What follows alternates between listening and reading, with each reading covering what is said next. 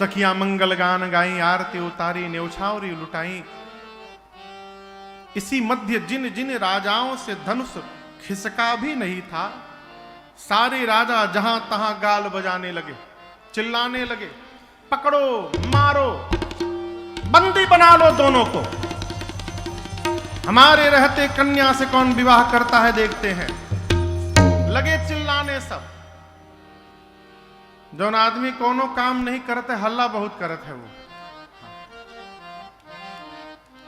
जिसके जिम्मे कोई काम नहीं, एक काम है, वो हल्ला करते रहो, लोग जाने कि यूं है यहां पर। लक्ष्मण जी राम जी से बोले, भैया ये राजा जी लोग हमसे मिलना चाहते हैं, बहुत देर से बुला रहे हैं। राम जी बोले, चुप्पे रहो, इन राजाओं को ठीक करने के लिए एक बाबा जी आ रहे हैं, अभी बस पहुंचने वाले हैं थोड़ी देर में। ये प्रसंग चल रहा है। उसी समय श्री परशुराम भगवान ते ही अवसर सुने शिव धनु भंगा, ते ही अवसर सुने शिव धनु भंगा, आयऊ भृगु कुल कमल पतंगा, आयऊ भृगु कुल कमल पतंगा, गौर शरीरा भूति भल भ्राजा, गौर शरीर भूति भल भ्राजा, भाल विशाल त्रिपुंड विराजा, भाल विशाल त्रिपुंड विराजा, शीश जटा शशि बदन सुहावा, शीश जटा शशि बदन सुहावा, ऋषभ सकछुक अरुण होइयावा, ऋषभ सकछुक अरुण होइयावा, ऋषभ सकछुक अरुण होइयावा, ऋषभ सकछुक अरुण होइयावा। पूज्यपाद गोस्वामी श्री तुलसीदास जी कहते हैं, ठीक उसी समय शिव जी के पिनाक के टूटने की ध्वनि कान में जब गई, क्रोध की अवस्था में श्री परशुराम जी मिथिला में प्रवेश करते हैं। गोस्वामी जी कहते हैं, गोरा शरीर है, सिर पर जटाओं का मुकुट है, पूरे शरीर पर भस्म का लेपन है, विशाल ललाट पर त्रिपुंड शोभायमान है, भाल विशाल त्रिपुंड विराजा। देखिए, ललाट जिसका जितना विशाल है वो उतना भाग्यशाली है। ये ललाट जितना विशाल है, बाल उड़ने के पहले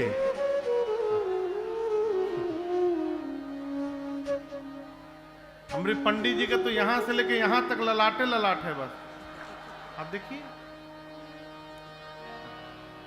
बाल उड़ने के पहले जिसका विशाल ललाट है वो उतना भाग्यशाली है। और ललाट दिव्य हो ना, तो उस पर दिव्य स्वरूप भी होना चाहिए, भगवान का तिलक होना चाहिए। भगवान ललाट दिए तो इस पर तिलक लगा रहे, खाली तिलक ना रहे। कौन लगाए महाराज? खड़ा वाला लगाए कि इधर ऐसे वाला लगाए? जो आपके इष्ट हैं, इष्ट के अनुसार तिलक लगाइए। ये नहीं कि त्रिपुंडो लगा लिए, वहीं में ऊर्ध्वपुंड मार लिए, वहीं में टीका भी ठोक लिए, ऐसा नहीं। ये पता चले कि आप वैष्णव हैं कि आप शैव हैं, ये तिलक बताता है, तिलक से पता चले। श्री परशुराम जी भाल विशाल त्रिपुंड विराजा,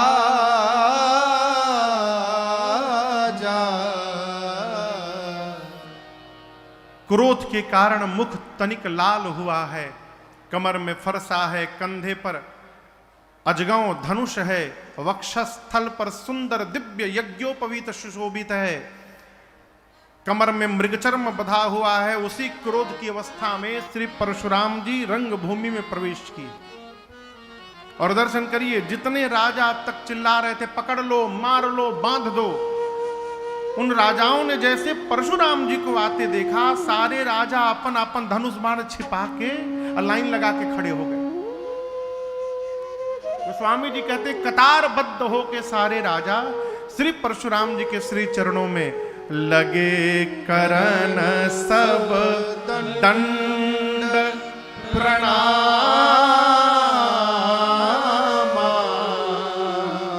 सब दंडवत करने लगे। और प्रणाम भी कैसे किए, तो अपने नाम से पहले अपने बाबूजी का नाम बताया। पितु समेत कही कही निज नामा, लगे करन सब दंड प्रणामा। हम अमुक राजा के संतान हैं, हम आपके चरणों में दंडवत करते हैं, हम अमुक राजा के लड़के हैं, प्रणाम करने लगे। प्रणाम करके सारे राजा जाके किनारे चुपचाप खड़े हो गए, आपस में बात करते हैं, ये कहां से चली आए यहां पर। हम यदि जानते कि बाबा जी भी यहां आने वाले हैं, हम कसम खा के कहते हैं, हम सपना न देखते ब्याह का, हम वही आते ही नहीं यहां पर। अब तो आके फंस गए। सारे राजा परशुराम जी को दंडवत किए। अब श्री जनक जी महाराज आकर मिले हैं, प्रणाम किए, किशोरी मैया को बुलाकर प्रणाम कराए हैं। परशुराम जी ने मेरी मां को आशीर्वाद दिया है, आशीष दीन ही सखी हर सानी। सखियां मेरी मां को लेकर जाती हैं। अब श्री विश्वामित्र जी महाराज आकर परशुराम जी से मिले और मेरे प्रभु और लक्ष्मण भैया को बुलाकर के प्रणाम करवाया है। यहां दर्शन करिए। आपको सामान्य एक बात बताऊं, जीव जब क्रोध की अवस्था में रहता है, प्रचंड को क्रोध की अवस्था में रहता है, उसे कुछ दिखता उखता नहीं है, ठीक ना। परशुराम जी प्रचंड क्रोध की अवस्था में आए हैं, लेकिन जैसे मेरे प्रभु श्री रघुनाथ जी ने आकर उनको प्रणाम किया है और भगवान के मुख पर उनका भाव पहुंचा है, यह गोस्वामी जी कहते भगवान को देखने के बाद राम ही चितई रहे थकी लोचन, रूप अपार मार मद मोचन। श्री परशुराम जी की आंखें मेरे रघुनाथ जी के मुख पर जाकर टिक गई। अभी अभी 22 जनवरी को सरकार विराजमान हुए अयोध्या के मंदिर में। आप भगवान के स्वरूप की कल्पना करिए, क्या अद्भुत स्वरूप है वो। आंख बंद करो तो सरकार दिखाई देने लगते हैं, ऐसा अद्भुत स्वरूप मेरे ठाकुर का। मूर्ति बनाने वाले ने कहा, आदरणीय योगी राज जी बोले कि मैंने जिस मूर्ति को बनाया था वो मूर्ति भीतर नहीं है। अब प्राण प्रतिष्ठा होते भगवान का स्वरूप बदल गया है। इस स्वरूप की मैंने भी कल्पना नहीं की। आप विग्रह देखिएगा, पहले का विग्रह देखिएगा और अब का विग्रह देखिएगा, भगवान का पूरा चेहरा बदल गया। ऐसा लगता है मानो साक्षात ठाकुर आकर उसमें विराजमान हो गए। ये क्या है? रूप अपार मार मद मोचन।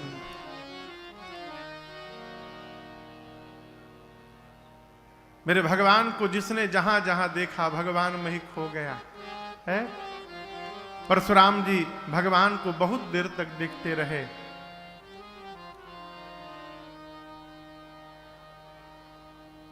अचानक याद आया कि मैं यहां पर क्यों आया हूं। जनक जी से बोले, जनक जी आज आपकी सभा में इतने राजा क्यों एकत्रित हुए हैं? जनक जी महाराज ने बड़ी विनम्रता पूर्वक समाचार कही जनक सुनाए, जेहि कारण महीप सब आए। यद्यपि परशुराम जी जान रहे हैं, लेकिन जानते हुए भी अनजान की भांति पूछ रहे हैं। पूछत जानी अजान जिम व्यापे उकोप शरीर। जैसे जनक जी महाराज ने बताया कि आपके द्वारा दिया हुआ पिनाक, वो जो धनुष था विश्वामित्र परशुराम जी ही जनक जी को दिए थे रखने के लिए। आपको हम कोई सामान दे कि अपने घर में रखिएगा, हम बाद में ले जाएंगे, और आप उसको दांव पे लगा देंगे। जनक जी ने कहा कि आपने जो धनुष दिया था वो पिनाक स्वयंवर में रखा गया था, मेरी बिटिया के विवाह का स्वयंवर था, ये सारे राजा उसी में आए हुए हैं। इतना जनक जी ने बताया, तब तक धनुष के टूटे हुए भाग पर दृष्टि चली गई परशुराम जी की। ये स्थिति आई मानो किसी ने भभकते हुए अग्नि में घी छोड़ दिया हो। पूरा शरीर क्रोध से कांपने लगा। जनक जी महाराज से परशुराम जी बोले, ऐ जड़ जनक, निकाल करके बाहर करो जिसने पिनाक तोड़ा है, शीघ्र निकालो, अन्यथा जहां तक तुम्हारी राजसत्ता है वहां तक की धरती पलट दूंगा भी। जनक जी महाराज तो थर थर कांपने लगे। सीता मैया, सुनैना मैया व्याकुल हो गई। ब्रह्मा जी ने बनी हुई बात बिगाड़ दी। जितने राजा वहां आए थे जिनसे धनुष हिला नहीं था, एक राजा अपने बगल के राजा से बोला कि हमको मालूम था ये होने वाला है, हम जानते थे, पहले से जानते थे, इसीलिए हम धनुष तोड़े नहीं, हम गए केवल नाटक करके चले आए। कौन आफत मोल ले। दूसरा बोला तो हम क्या हम कम ज्ञानी हैं, हम भी जानते थे तो ये बाबा जी आएंगे यहां पर, इसलिए हम तोड़े नहीं, हम भी नाटक किए। बगल के राजा से तो ये बोले, और मन ही मन अपनी भगवान से बोले, जय हो प्रभु, बचा लिया हमको आज आपने, आपकी लीला अपरंपार है प्रभु। हम प्रार्थना किए थे हमसे तुड़वा दीजिए, लेकिन आपने कृपा कर दी, हमसे नहीं तुड़वाया। यदि आप हम धनुष तोड़ दिए होते तो आज बाबा जी हमको तोड़ देते। पूरी सभा डर के मारे कांप रही है। सबको भयभीत देखकर मेरे प्रभु श्री रघुनाथ जी स्वयं आगे आए और श्री परशुराम जी को प्रणाम करके विनम्रता से बोले, नाथ शंभो धनु भंजनिहारा, नाथ शंभो धनु भंजनिहारा, होई ही केउ एक दास तुम्हारा, होई केउ एक दास तुम्हारा, आयसु काह कहिय किन मोहि, आयसु काह कहिय किन मोहि, सुनी रिसाए बोले मुनि कोहि, सुनि रिसाए बोले मुनि कोहि, सुनि रिसाए बोले मुनि कोहि। श्री रघुनाथ जी ने प्रणाम किया। प्रणाम करके भगवान बोले, प्रभु इस धनुष को तोड़ने वाला, इसका भंजन करने वाला होई ही केउ एक दास तुम्हारा। प्रभु इस धनुष को तोड़ने वाला अवश्य आपका कोई दास होगा। ये भगवान से सीखने योग्य ये बात है। भगवान ये नहीं बोले कि मैंने तोड़ा। भाई धनुष किसने तोड़ा आप बताइए? राम जी ने। लेकिन राम जी बोले नहीं कि मैंने तोड़ा। क्या बोले? प्रभु इसको तोड़ने वाला आपका कोई दास होगा। अर्थात भगवान कहना चाहते हैं इतना बड़ा कार्य वही कर सकता है जिसको आप जैसे महात्मा का आशीर्वाद मिल जाए, और आपका आशीर्वाद आपके दास को मिलेगा प्रभु। तो ये आपके किसी दास के द्वारा किया हुआ कार्य है। ये प्रभु ये कहिए क्या आज्ञा है राम को? ये वाक्य कह के भगवान की कहिए क्या आज्ञा है राम को, भगवान ये संकेत करते हैं कि वो दास और कोई नहीं है, मैं ही हूं, आज्ञा करिए, क्या आज्ञा है। परंतु क्रोध की अवस्था में सीधी बात समझ में नहीं आती है, है? आप लोग भी मैं कहने से बचिए। श्रवण भैया कहाँ है? कथा के करावत है वो? कथा के करावत है? विश्वनाथ जी, रघुनाथ जी और संकट मोचन वाले हनुमान जी, यही तीनों इस कथा के आयोजक हैं। न राजन की क्षमता है कि राजन गा सकता है, न आपकी क्षमता है कि आप सुन सकते हैं, न इनकी क्षमता है कि ये करा सकते हैं। भगवान ही गवा रहे हैं, वही सुनवा रहे हैं और वही आयोजन करा रहे हैं। इसको जीवन भर याद रखिएगा। नहीं तो कई लोग जैसे मानो मैं का टेप रिकॉर्डर लेके बैठे हैं, मैं।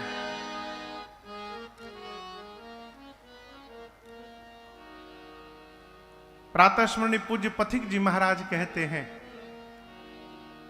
ये मैं की आवाज आती कहां से,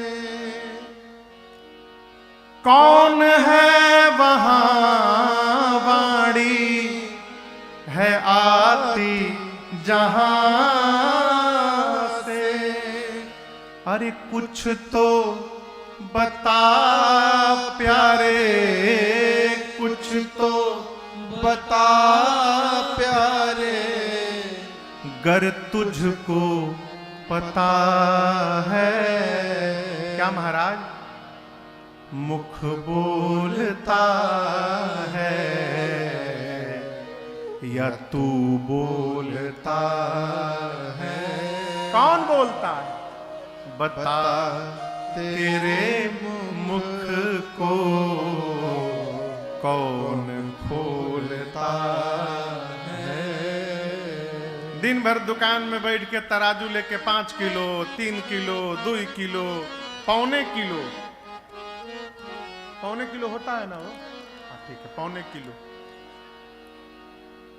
ये कांटे तराजू जो हाथों में तेरे, अब सोच समझ कर उत्तर दे रे। क्या महाराज? हाथ तौलते हैं, हाथ तौलते हैं या तू तौलता है? मुख बोलता है तू बोलता है। मनुष्य कहता कि वहीं रुको, मैं आ रहा हूं। तो यहां से वहां कौन जाता है? हाथ? क्या? पैर? तो ये क्यों कहते हो कि मैं आ रहा हूं? पैर तुम खुद हो या पैर हैं तुम्हारे, सूझबूझ करके अब समझा दे प्यारे। पैर डोलते हैं, पैर डोलते हैं या तू डोलता है? मुख बोलता है या तू बोलता है। ये जो मैं है ना, ये अभिमान को जन्म देता है। एक व्यक्ति किसी से प्रेम करता था, नित्य उसके घर जाता था सायंकाल 5 बजे, जाकर दरवाजा पीटता था बाहर से। भीतर से आवाज आती थी, कौन है? कहता था मैं हूं। भीतर से केवल एक ही ध्वनि निकलती थी, कौन है? वो कहता था मैं हूं, मैं हूं। गेट खुलता नहीं था। कई दिन हुआ, रोज जाए बजावे, प्रश्न आवे, कौन है? ये कहता था मैं हूं। गेट नहीं खुलता था। एक दिन अपने गुरुजी के पास जाके रोने लगा। गुरुजी बोले आज खुलेगा, आज खुलेगा। बोला कैसे गुरुदेव? भीतर से एक ही प्रश्न आता है, कौन है? मैं कहता हूं मैं हूं, गेट खुलता नहीं है। गुरुजी ने कहा जब प्रश्न आवे कि कौन है, तो आज कहना तुम हो, गेट खुल जाएगा। जहां मैं आ जाता है वहां सब कुछ समाप्त हो जाता है। रघुनाथ जी बोले मैंने नहीं तोड़ा, इस धनुष को तोड़ने वाला आपका कोई दास होगा। कहिए क्या आज्ञा है मेरे लिए? परशुराम जी बोले राम, सेवक सो जो करे सेवक आई, अरि करनी करी करी लड़ाई। सेवक वो होता है जो सेवा करता है। जिसने धनुष को तोड़ा है वो मेरा सेवक नहीं हो सकता। वो सहस्त्र बाहु के समान मेरा शत्रु है। मैं कहता हूं राम, शीघ्र जिसने तोड़ा है उसको निकाल करके बाहर करो। ये जितने राजा हैं इन्हीं में से कोई तोड़ा होगा ना। बेगी निकाल करके बाहर करो, नहीं तो मैं जितने राजा हैं सबको मार दूंगा। न तो मारे जय हैं सब राजा। निकाल करके बाहर करो उसको। अब देखिए जो राजा खड़े हैं, जब परशुराम जी ने कहा कि निकाल करके बाहर करो नहीं तो सबको मार दूंगा, सभी राजा कांपने लगे। एक राजा ने कहा बताओ, राम जी को सीधा सीधा बोलना चाहिए मैंने तोड़ा है। घुमा रहे हैं बात को, आपके किसी दास ने तोड़ा होगा। बाबा जी समझ ही नहीं पा रहे कि वो दास सामने ही खड़ा है। एक राजा ने कहा एक काम करो, तुम जाके समझा दो, तुम जाके बता दो कि राम जी ने तोड़ा है। वो राजा बोले मूर्ख हूं क्या? बाबा जी बोल रहे हैं कि उसको निकाल करके बाहर करो जिसने धनुष तोड़ा है। अब मैं इस लाइन से जैसे बाहर निकलूंगा बताने के लिए,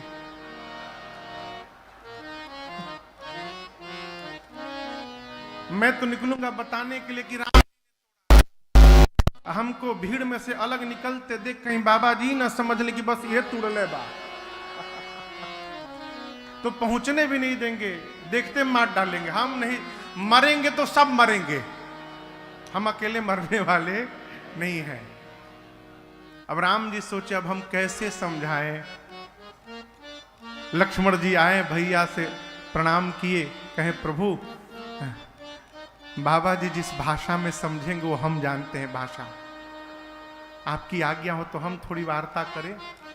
राम जी बोले समझाओ। लक्ष्मण जी आगे आए और आप दर्शन करिए। वो स्वामी जी कहते हैं कि सुनी मुनि बचन लखन मुस्काने। कोई व्यक्ति श्रवण बाबू बहुत क्रोध में हो और उसके सामने जा करके क्या होगा? क्या होगा? और क्रोध भड़क जाएगा उसका। गोस्वामी जी कहते हैं लक्ष्मण जी परशुराम जी के आगे जाके मुस्कुराने लगे और बोले कि ये बताइए आप इस धनु ही के टूटने के बाद ही आए हैं ना? ये धनुष टूट गया इसलिए आए हैं ना? लेकिन हम कहते हैं हम जब छोटे थे बहु धनु ही तोड़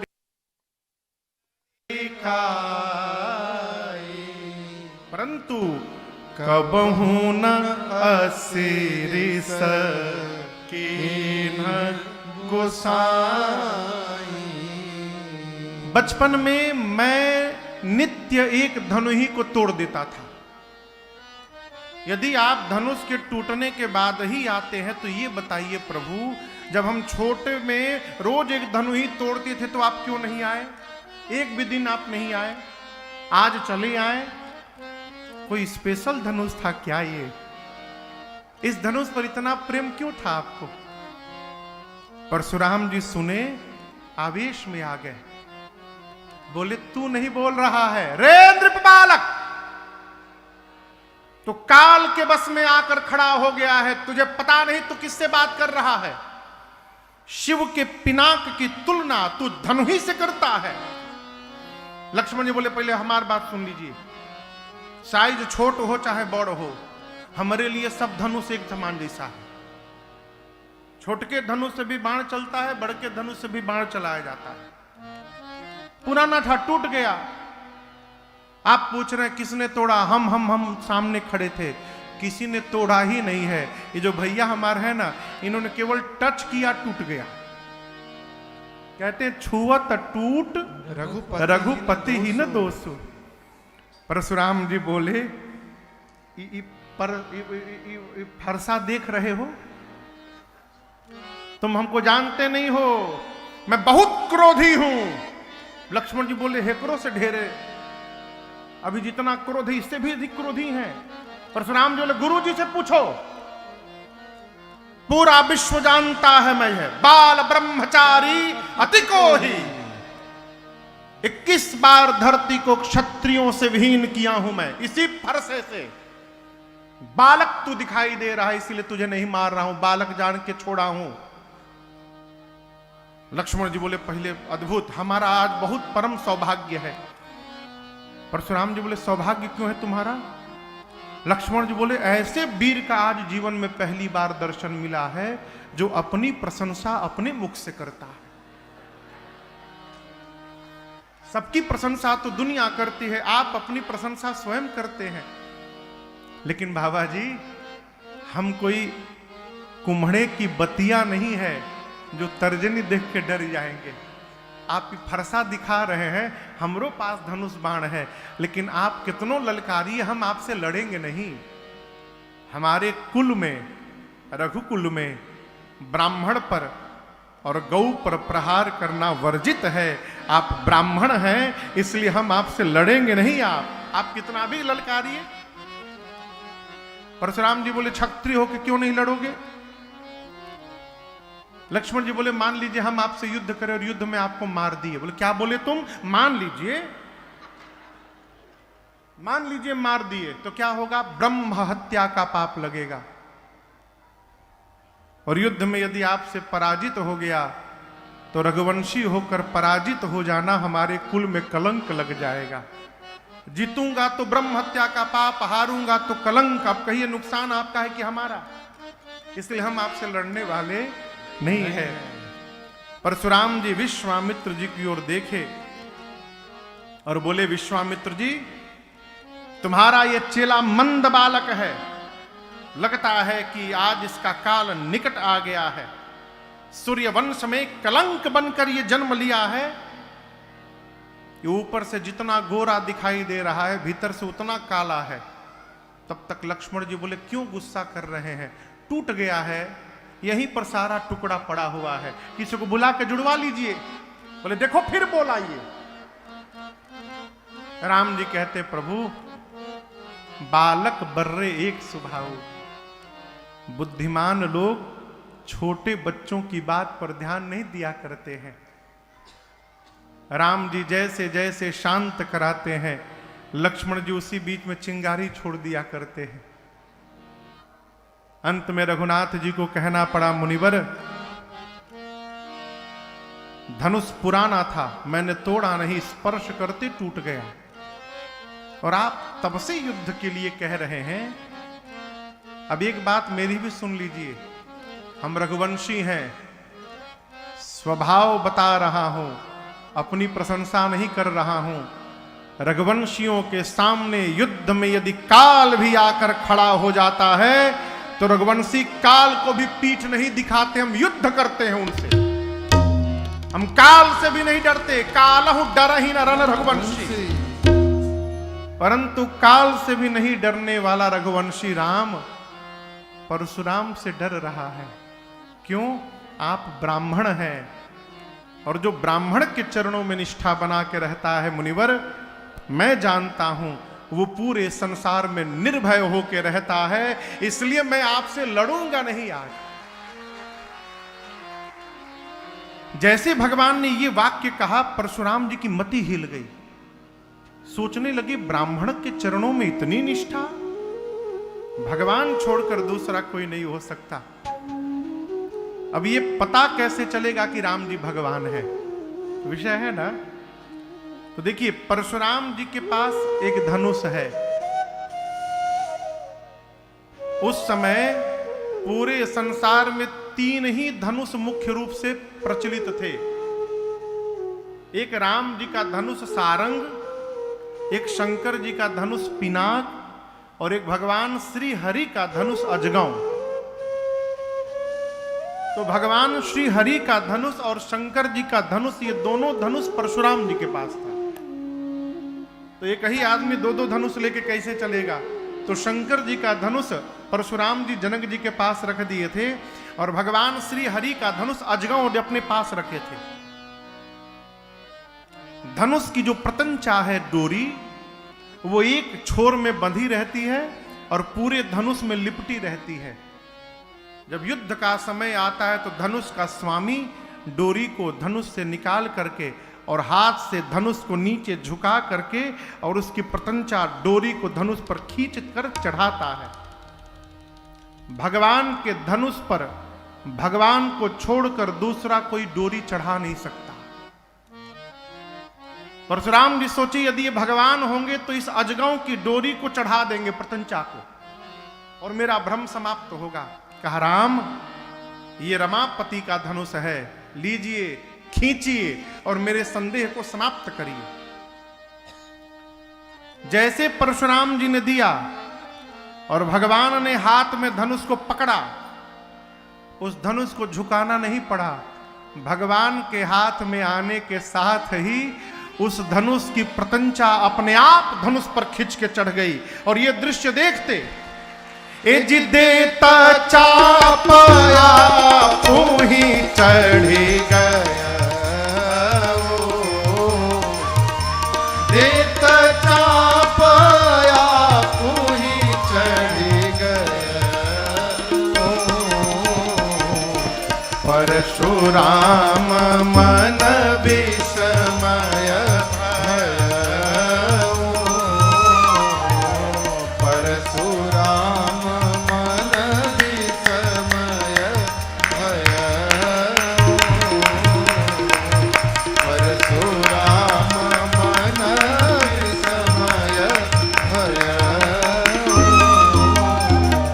जैसे भगवान ने धनुष को पकड़ा, उसकी प्रतंचा चढ़ी, ये दृश्य देखकर परशुराम जी विह्वल हो गए। यहाँ गोस्वामी जी कहते हैं 9 बार परशुराम जी ने भगवान की जय जयकार की है। 9 बार जय जयकार करने के बाद क्षमा याचना किया है। क्षमहु क्षमा मंदिर दो भ्राता। क्षमा याचना करके श्री परशुराम जी वापस महेंद्र पर्वत पर तपस्या के लिए चले गए। उनके जाने के बाद सभी लोग चैन की सांस लिए, चलो बाबा जी गए यहाँ से।